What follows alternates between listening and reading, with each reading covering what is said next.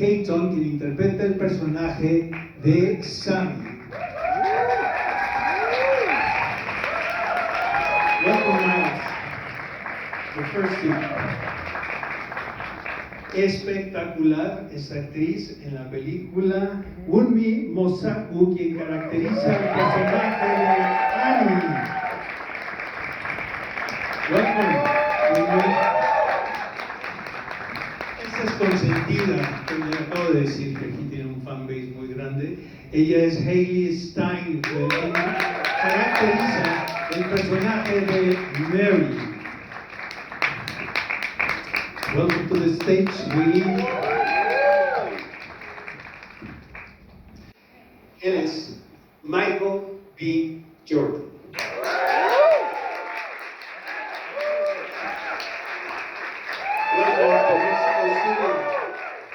Michael. Y finalmente, amigos, en este escenario, el director de la película, Ryan Coogler.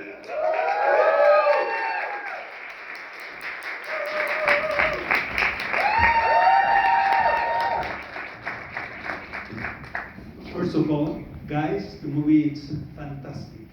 It makes our job so much easier. So thank you for that.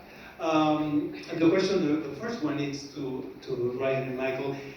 You guys have been this thing so important for the American history of film in the last years. Could this movie can be the most challenging one until now? Sinners. Yeah, I think so. Definitely for Michael, I would say, playing two roles and making sure that they have subtle differences, but portraying them not as, clones or nothing supernatural, but just as identical twins. I think the period element of it was really interesting and challenging for both of us. Hadn't really done anything like that before. Yeah, that was my first time kind of diving into that world, and excuse me. You've seen so many other performances, people who played twins before, or clones or doubles or something of that nature. So just wanted to, come as, two different people. You know what I mean? Like you said, the subtle differences of it all. Sometimes you might get in your head and making sure that you're not bringing your own habits of Michael, into set each day. But the world that Coogler created, and the incredible cast that I got an opportunity to play off of, it really allowed me to be two different people. And yeah, that was definitely my most challenging role so far. Ryan, let's go to the genesis of this film. When and where the idea came up for Sinners? That's a great question. It was a slow development thing when I look back over time, but we made it really quickly.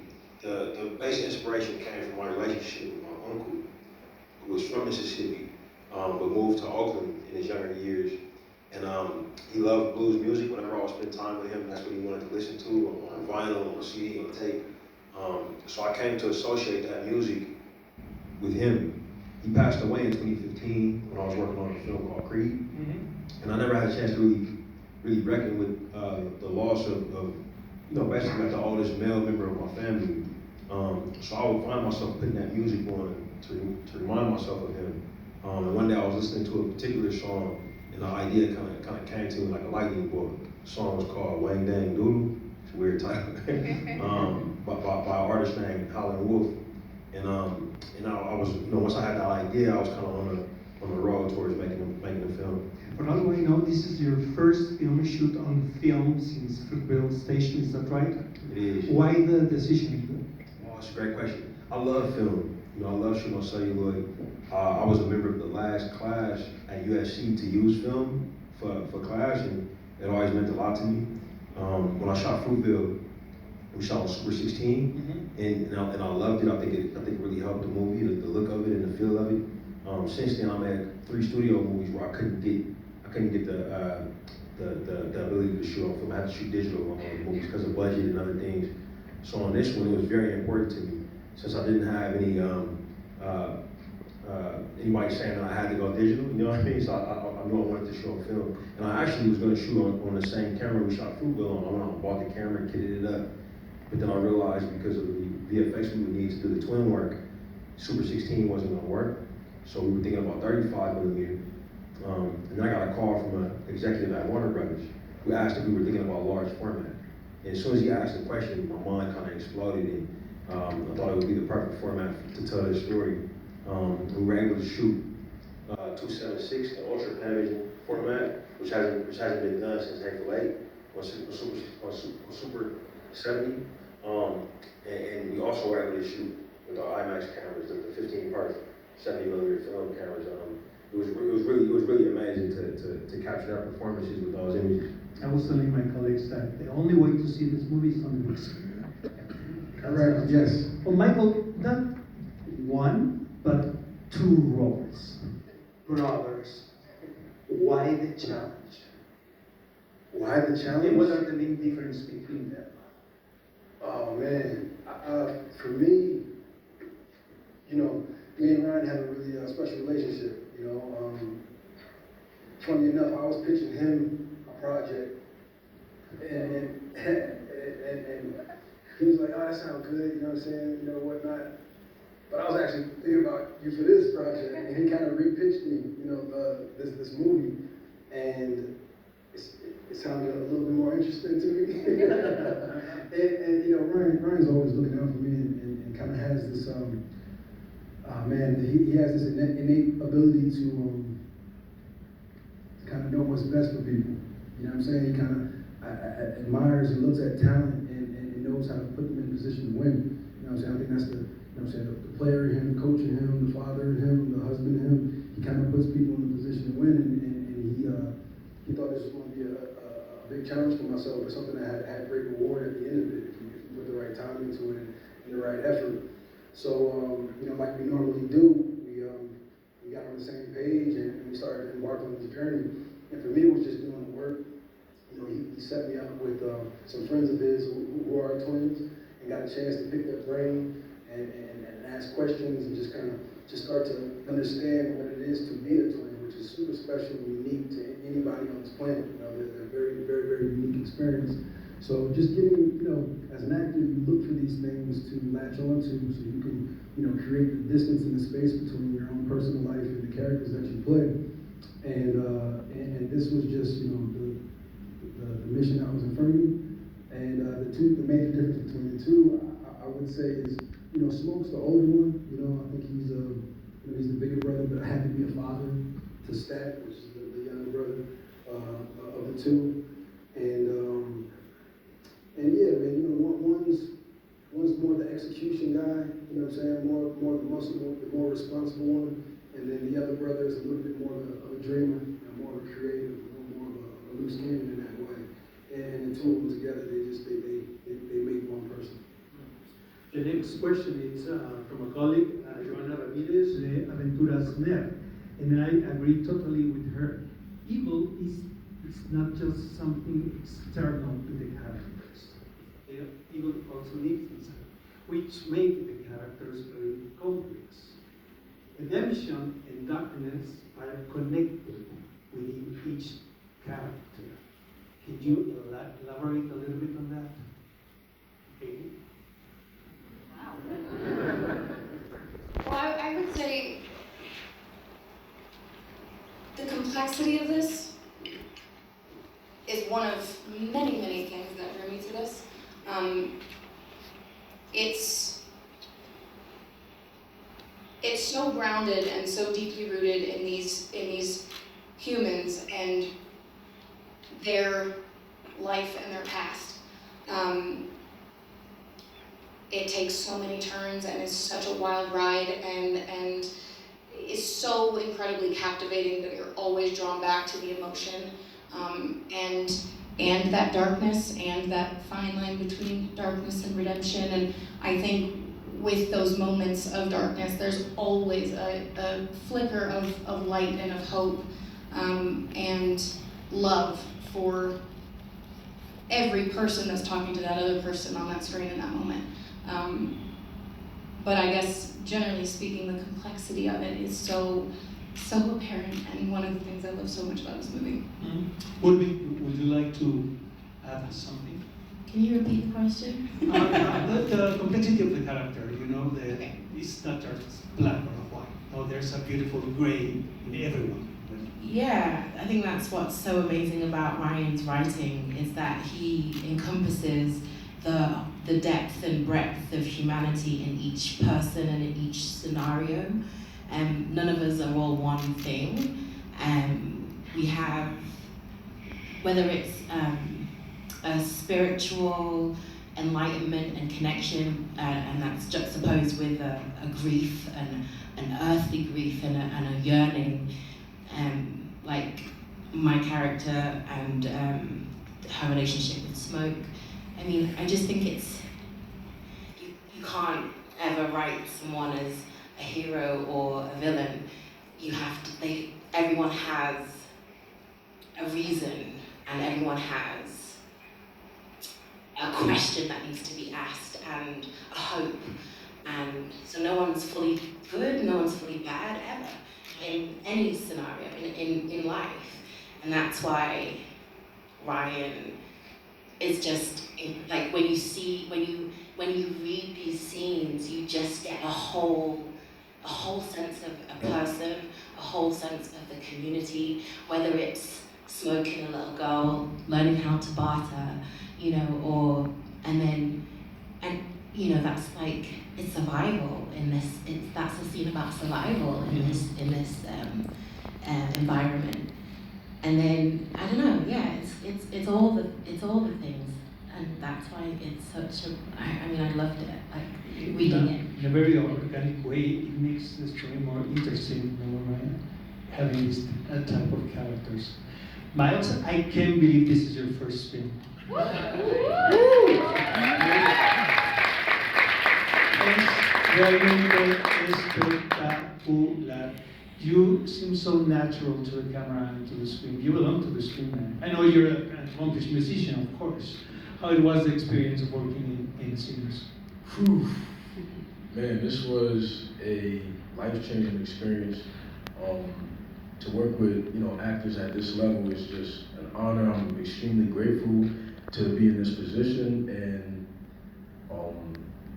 this movie is incredible. I'm glad to be a part. I'm glad that I was not only able to act, but also to be a musician and show my talent in that way. So, yeah. There's a question from Carlos Huerta from Blog News. He wants to talk, Ryan, again about the IMAX experience. I was telling my friends that this movie is more like an experience, immersive experience. And is it difficult to get it made the way you made Sinners?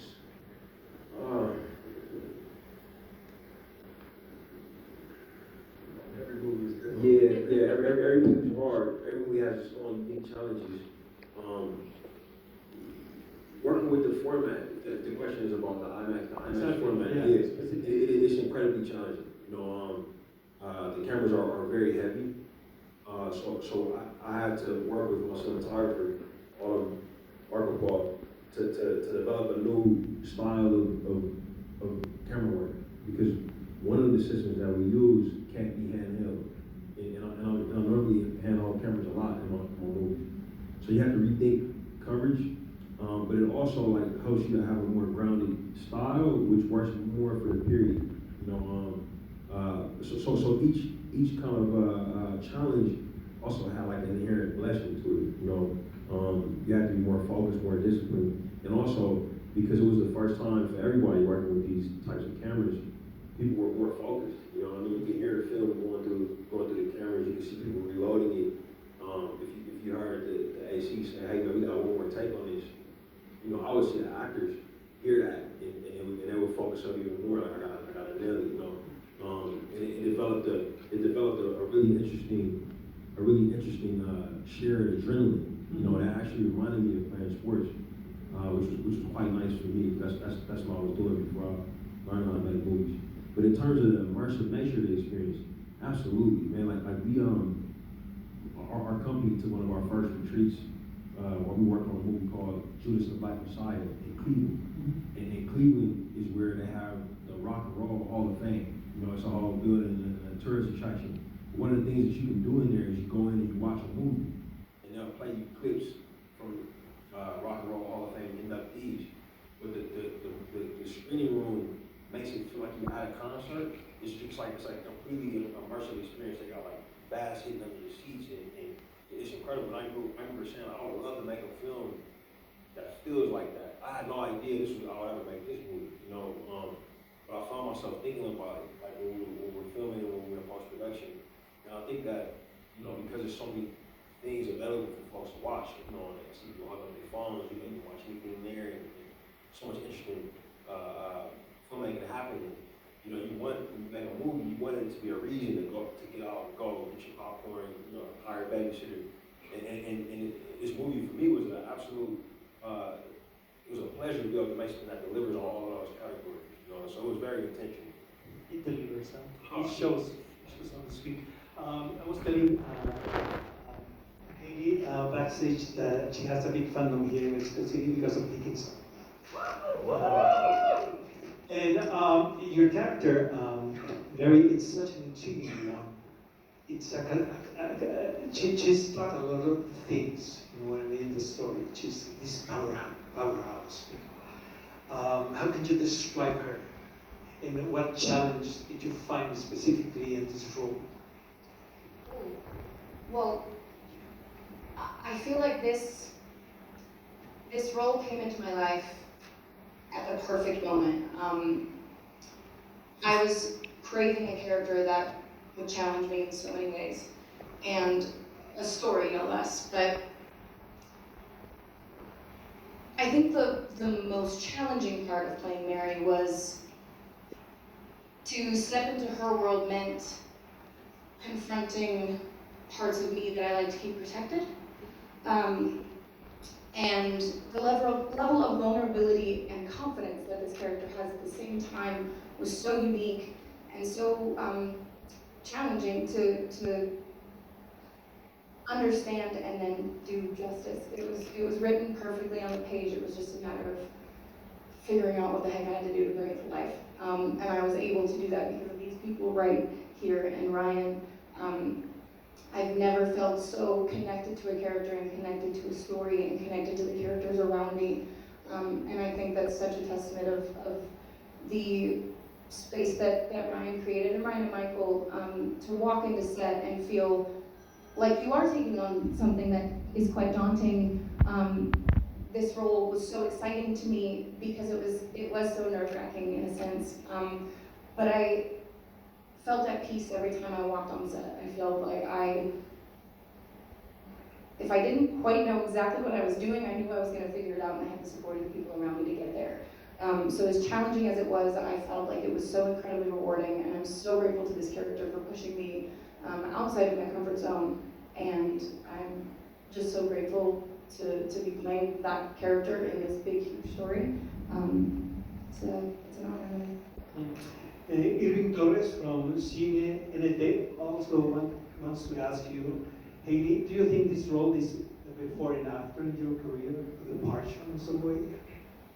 A before and after. This role, it was a departure in your filmography, you know, in your decisions of roles. Sure, yeah, absolutely. I mean, I think, like I said, I'm drawn to characters that push me. Don't know that this was a role I could have played at any sooner part in my life or career, but it felt like a very natural evolution, and I pray each and every night that this is the thing that opens the door that I've been so eager to walk through. Wunmi and Miles, your characters brings this beautiful tradition and music to the story. Do you agree with me? It's not like taking like a piece of time, you know, and bring it together for the new generations. That's my own perception of it. Yeah, for sure. I think the blues is definitely a genre that it might not be as popular today, but I think with this film, it will definitely, you know, just like open the eyes and the ears to my generation to, you know, the sound. And blues is bred so many other different genres, so I think, you know, this film will definitely allow people to, you know, experience that. Yeah, my character says at the beginning about people who have this gift to pierce the veil between life and death and connect the past and the future. And I guess she has the wisdom of that, of what music can do. And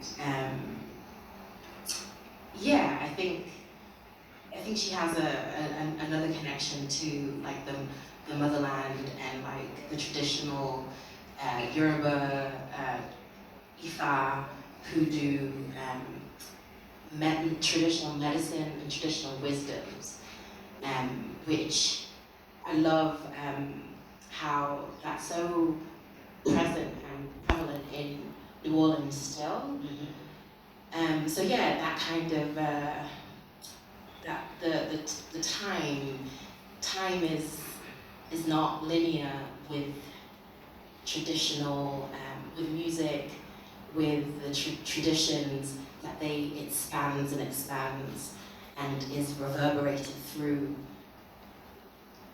you know, till now, and everything that is will be and will continue, whether it's blues and its progression, whether it's religious, spiritual, everything that was, is, and will continue. I love that. Miles, how